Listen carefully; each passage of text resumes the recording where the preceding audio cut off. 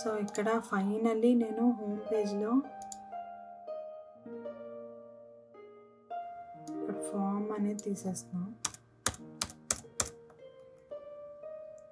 So margin right ఉంది, ఇది margin left auto అని ఇస్తున్నా. ఇప్పుడు మనకి nav బార్ మొత్తం కూడా లెఫ్ట్ సైడ్ వెళ్ళిపోతుంది, ఇక్కడికి వచ్చేసింది.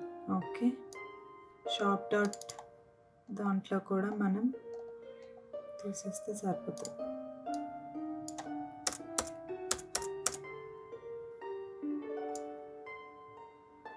సో ఇప్పుడు మనం వెబ్సైట్ మొత్తం రెస్పాన్సివ్నెస్ అనేది చెక్ చేసుకుందాం. మనం ఇలా చేస్తున్నప్పుడు ఇక్కడ మనకి nav బార్ అనేది మంచిగా రెస్పాన్సివ్నెస్ అయిపోయింది. అలానే ఇమేజెస్ అన్నీ అండ్ ఇవన్నీ కూడా రెస్పాన్సివ్నెస్ అయిపోయినాయి. సో దీంతో పాటు ఇంకా shop page and contractors page ఇదంతా కూడా రెస్పాన్సివ్నెస్ అయిపోయింది.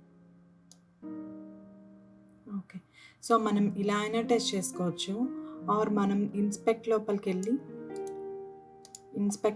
ఇక్కడ మొబైల్ డివైస్ ఉంది కదా, ఈ మొబైల్ డివైస్ నుంచి కూడా టెస్ట్ చేసుకోవచ్చు.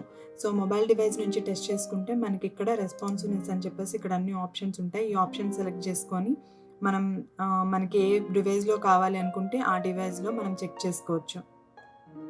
చూసారు కదా ఈ వీడియో, బూట్స్ట్రాప్ని యూజ్ చేసుకొని బ్యూటిఫుల్ రెస్పాన్సివ్ వెబ్సైట్ని ఎంత ఈజీగా డెవలప్ చేశామో ఇలానే మీరు ఇంకా ఎన్నో వెబ్సైట్స్ డెవలప్ చేయొచ్చు సేమ్ ఇదే ఫార్మాట్ని యూజ్ చేసుకొని. మీకు ఈ వీడియో నచ్చింది అనుకుంటున్నాను. మీకు నచ్చింది అంటే లైక్ చేయండి, మీకు నచ్చలేదు అనుకుంటే డిస్లైక్ చేయండి. మీకు ఏమైనా క్వశ్చన్స్ ఉంటే కామెంట్ చేయండి. ఇలాంటి వీడియోస్ కావాలి అనుకుంటే సబ్స్క్రైబ్ చేసుకోండి. Thank you.